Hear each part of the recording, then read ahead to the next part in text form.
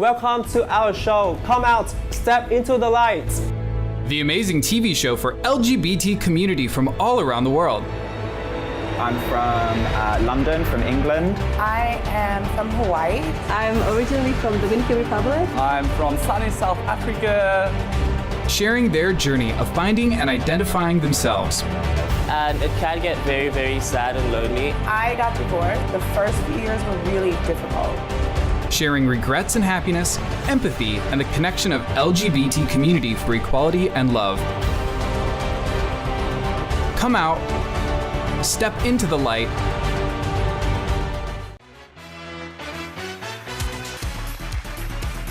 Hello everybody, welcome to the show. Come out, step into the light. My name is Alushka. My name is Tuan.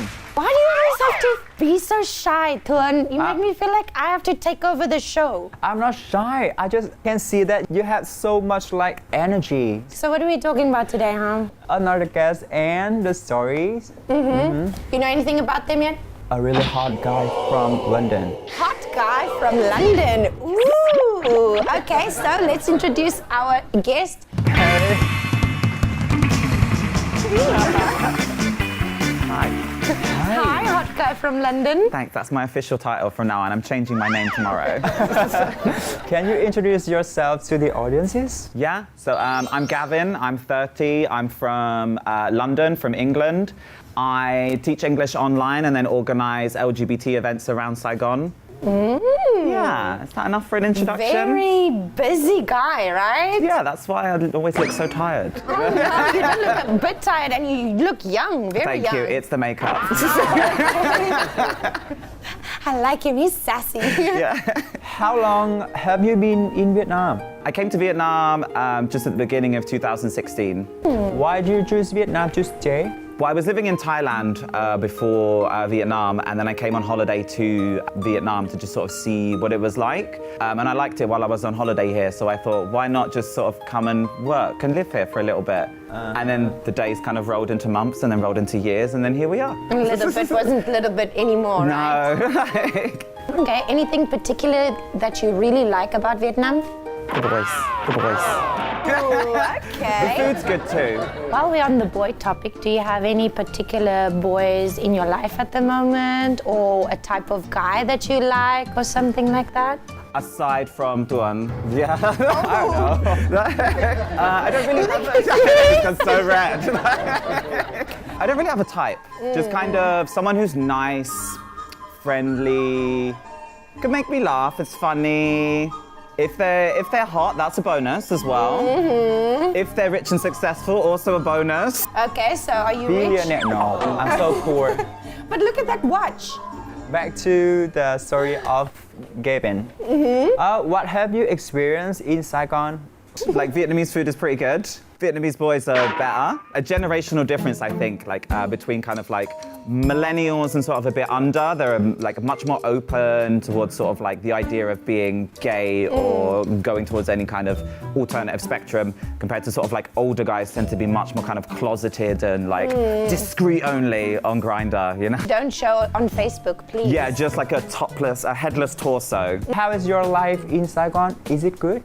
I think, yeah, it's easy to meet people here. A lot of opportunities, and just sort of, if you're willing to like throw the dice and try, I think there's a lot of stuff that you can sort of achieve and do in Saigon. I feel that a lot about Saigon. If you're really willing to put yourself out, it's a city where you can really make yourself. Easy for you to get a job here? I teach English, but I do it online, so I can kind of live anywhere. I'm just sort of working remotely.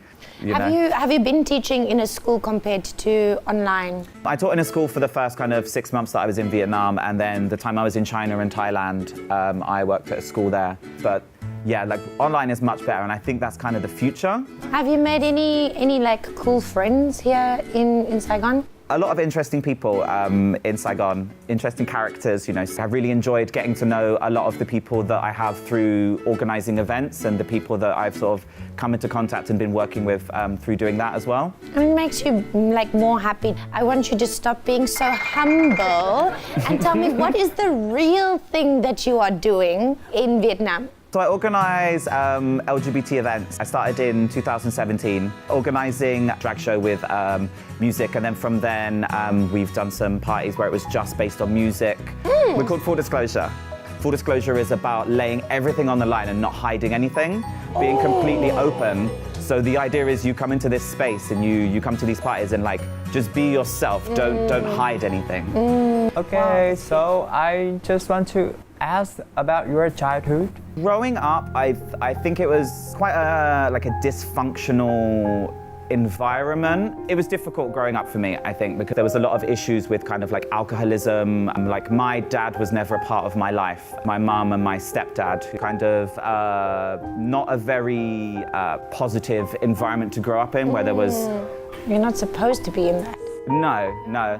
But you find a way to just kind of cope with it and deal with it, and then look at your surroundings, see that like if this is the environment that you're in, then you kind of have a choice sort of moving forward where you accept that that is your life. Make sure that you're not in that kind of situation or those surroundings in the future. Would you say that any of those things rubbed onto you, like on any of those bad behaviors of your mom or your stepfather or anything that you were growing up as a child? Did it rub off onto you? Did you have to like go through some difficult shedding experiences to actually get rid of your bad childhood? Some parts of my personality that are probably affected by those.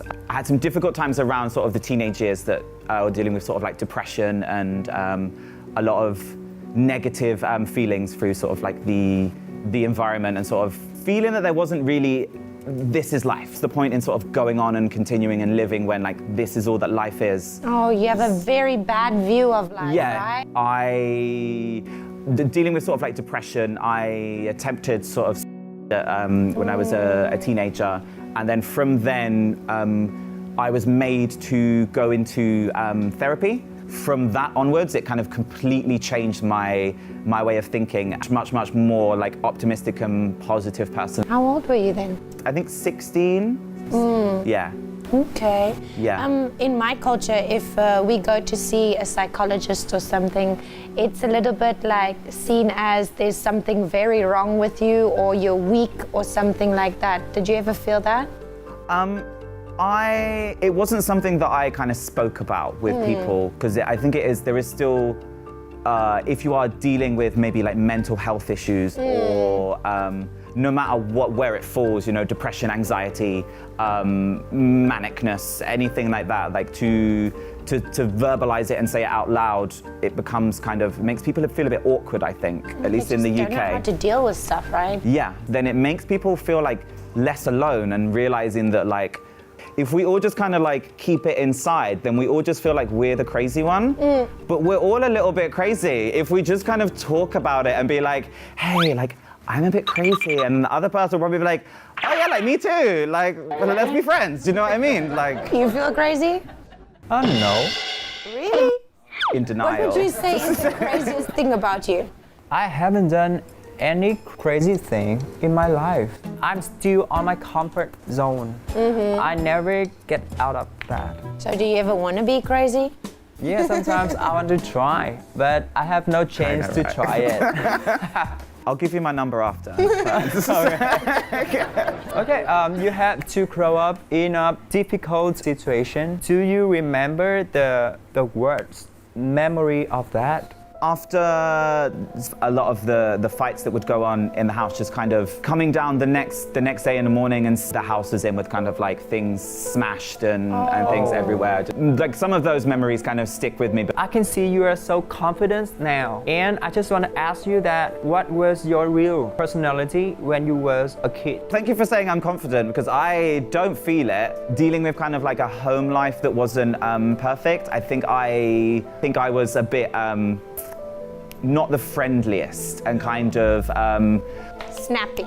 a little bit, being a bit too kind of rough with words, a little bit, I think. Straight to the point. I still kind of have that now. I kind of like compliment sandwich, you know, like compliment, honesty, compliment. So when did you realize that you were different from the other boys? Maybe around like 13 or 14. I remember watching like WWF, Yes. the wrestling. Yes. You see the guy and Yeah, they wore a lot of like revealing outfits, just underwear. You know what I mean? I always wonder, how does the underband stay on? Like you're wrestling and you're doing all these crazy moves in wrestling, but the underbands doesn't get a wedgie. you wait people to put it down. I'm waiting, yes, I'm excited. Yeah, I kind of was like, oh, I like that. At that time, you decided to hide yourself or you want to share it to your friends or family? I was kind of still figuring stuff out because it wasn't a swing. I think it was more about like connection and more like feeling comfortable with these people rather than wanting to sleep with them.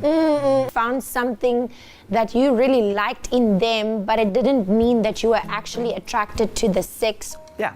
And then it wasn't until kind of college, but we like in the UK college is like 16 to 18 and then you do like university after 18. So at college you have a bit more freedom, they're more open, like explore more of those options and then go to kind of like gay clubs. Oh, I'm just curious that you had to grow up in like difficult situation and have you ever think about doing bad thing to yourself? What kind of bad things? Like they hurt themselves. It was a coping mechanism when I was kind of a teenager. My perspective on a lot of things changed after I tried to commit because it was then in the ambulance on the way to the hospital looking down at my arms with a load of cut marks on them with a belly full of paracetamol. Kind of when you're sat in that sort of sobering environment and they're asking you these questions and kind of like looking at your arms and being like, well, how long have you been doing this? And those kind of questions, it's really, really like sobering and kind of gives a bit of perspective, like a very, very like solitary experience.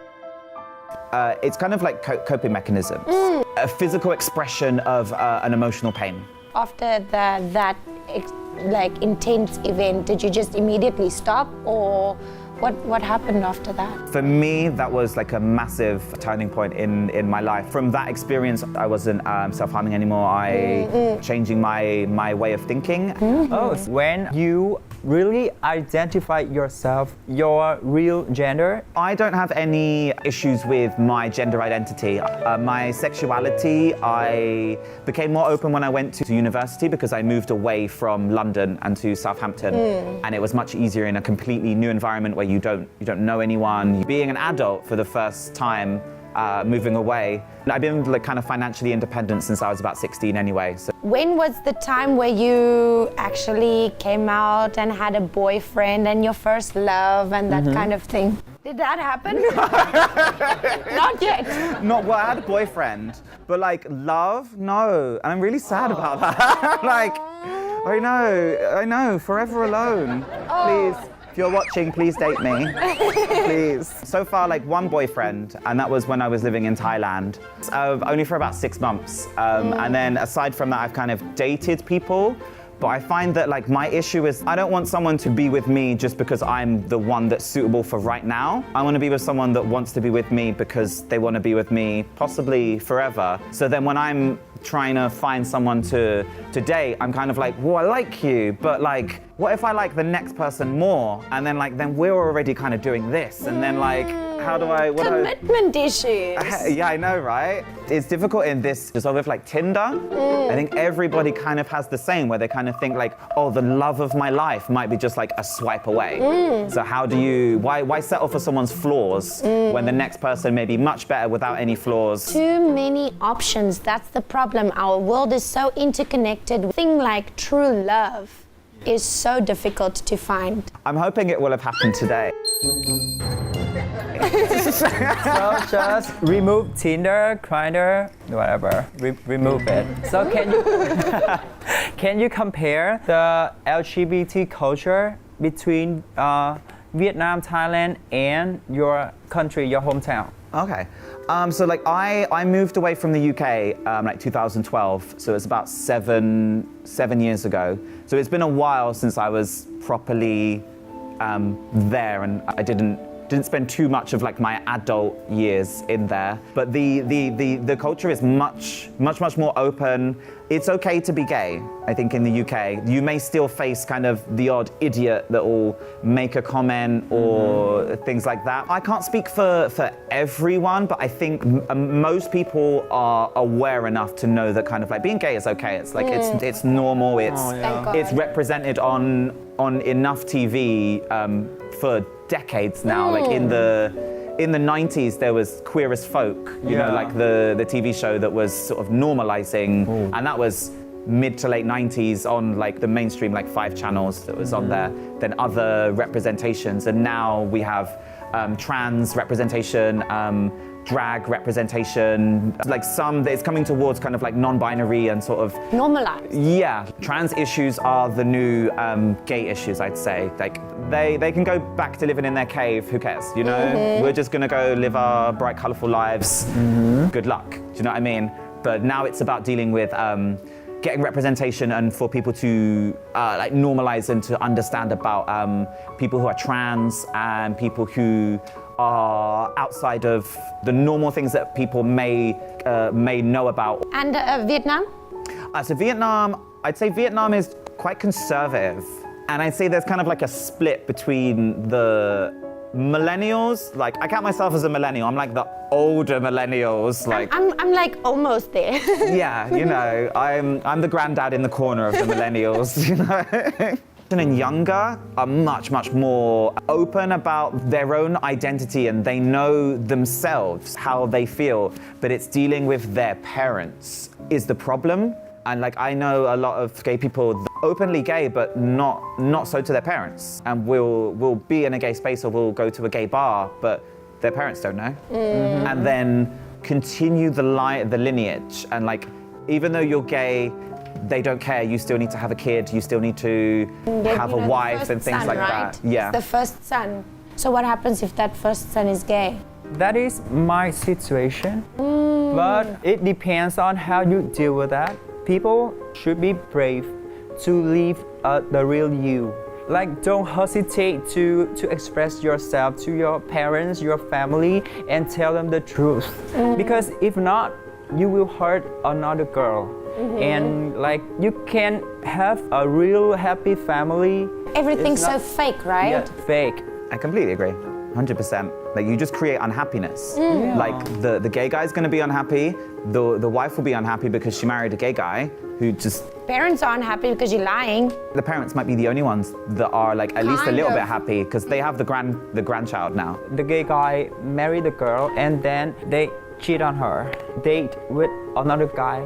So much lying, Yeah, so much lying. deception towards yourself, actually.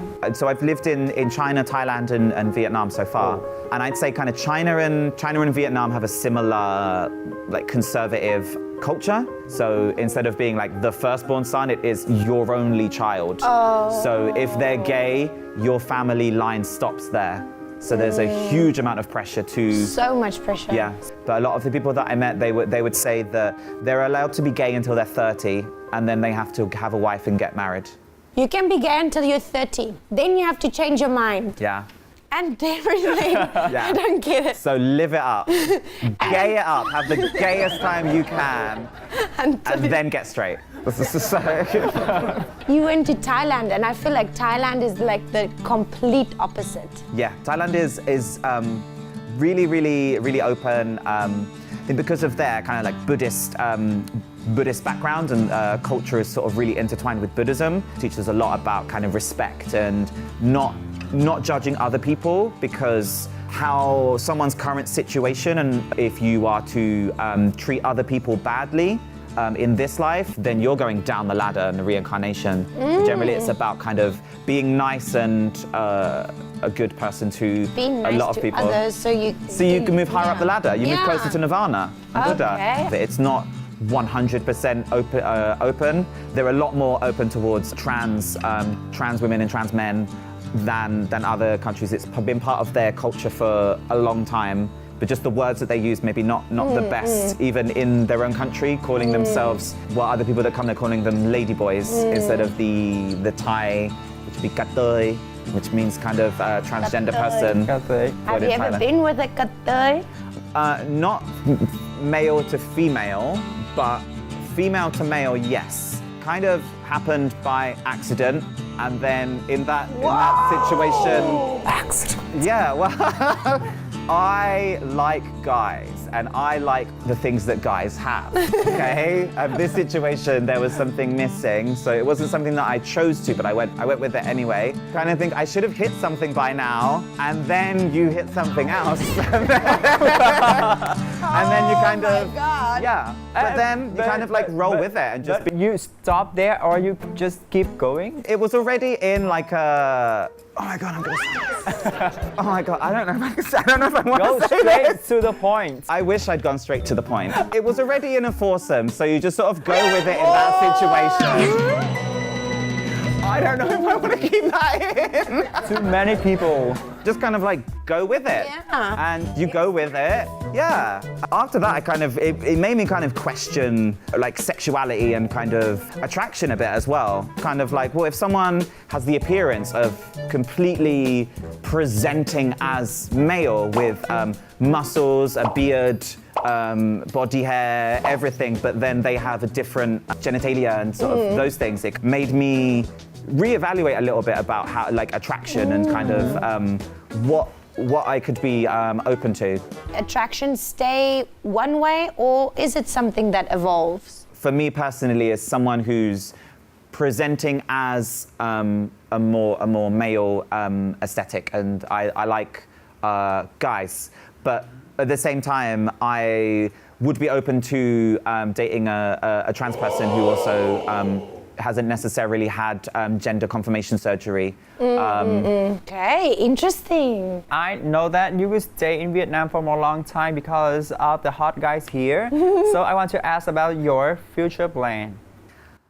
So my future plans are become rich and successful, become CEO of my own company and business, find a husband, solve world hunger, create world peace, you know, just like casual things. Anything for this year? Expand on the events that I'm doing. Hopefully starting the beginning of the dry season, I want to start doing monthly pool parties, and then as well as expanding out into some other events, and I'd like to start a business. In the process of trying to create an online English learning platform that targets the Vietnamese market. So I sort of created websites and some things like that as a teenager and would run. So you have media on your side, you have coding on your side, you have online work on your side, and I think you're definitely going to be very successful. Thank you. If you are interested in any of these qualities, please do write in. I am available. So I guess the message that he wants to send to the LGBT community is he is still available. Yeah, 100%, like almost too available. Do you have any experiences that you want to share to the LGBT community to help them to lead a happy life, to be brave, and to deal with the difficulties? The best thing that I could say would be no matter what the situation that you're in and the environment that you're in, that's not forever. And things can change really quickly. It just takes either making that point to kind of make the change or put yourself in a situation where change can happen. Don't be a horrible person. Just be like a nice person. Live yourself and like be true to you because you've got one life. Why would you base your life choices on someone else that's not living your own life? And sometimes people's reactions are completely different to what you would expect. But you don't know that unless you take that chance and say it. And the repercussions of something going negatively could be there, but at the same time, the repercussions of living a lie are forever. That's too deep. I know. What he's actually trying to say is that it's the end of the show right now, and we have to say goodbye to you, and like every time I do something like this, I always feel like there's some kind of warm feeling inside my heart. Thank you so much for that though. Thanks for coming, Gavin. That's okay. I'm sorry that I didn't have an emotional deep moment. I'm not bawling here. Just try and keep it happy and positive. Yep. Thank you so much for watching. You can check out our show on YouTube channel MCV Media and Come Out LGBT Vietnam. every Saturday. Like and subscribe our channel to watch more awesome videos. Goodbye and see you later. Should I wave too? Just a long wave like that.